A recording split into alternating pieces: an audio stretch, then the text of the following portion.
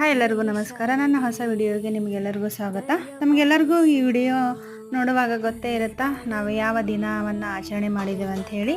June 21 ಯೋಗ ದಿನಾಚರಣೆಯನ್ನು ಆಚರಣೆ ಮಾಡಿದ್ವಿ. ಯೋಗ ದಿನಾಚರಣೆಯನ್ನು 2014ರಿಂದ ನರೇಂದ್ರ ಮೋದಿ ಅವರು ಏನು ಮಾಡಿದರು, ವಿಶ್ವಸಂಸ್ಥೆಯೊಳಗೆ ಪ್ರಸ್ತಾಪ ಇಟ್ಟರು. ಇದ್ರ ಬಗ್ಗೆ ಪ್ರತಿ ವರ್ಷ ನಾವು ಜೂನ್ 21ನ್ನು ಯೋಗ ದಿನಾಚರಣೆಯನ್ನಾಗಿ ಆಚರಣೆ ಮಾಡಬೇಕು ಅಂತ ಹೇಳಿ. ಸೊ ನಾವು ಆವಾಗಿನಿಂದ ಇವತ್ತಿನವರೆಗೂ 11ನೇ ಯೋಗ ದಿನಾಚರಣೆಯನ್ನು ಆಚರಣೆ ಮಾಡ್ತಾ ಇದ್ದೀವಿ.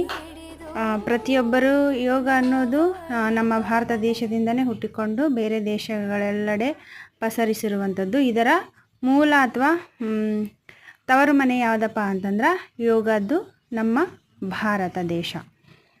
ಈ ದಿನಾಚರಣೆಯನ್ನು ನಾವು ನಮ್ಮ ಶಾಲೆಯಲ್ಲಿ ಅರ್ಥಪೂರ್ಣವಾಗಿ ಆಚರಣೆ ಮಾಡಿದ್ವಿ. ಸೊ ಎಲ್ಲರಿಗೂ ಮತ್ತೊಮ್ಮೆ ಯೋಗ ದಿನಾಚರಣೆ ಶುಭಾಶಯಗಳು. ಈ ವಿಡಿಯೋ ಲೈಕ್ ಆದಲ್ಲಿ ಒಂದು ಲೈಕ್ ಮಾಡಿ ಮತ್ತು ನಮ್ಮ ಚಾನಲ್ನ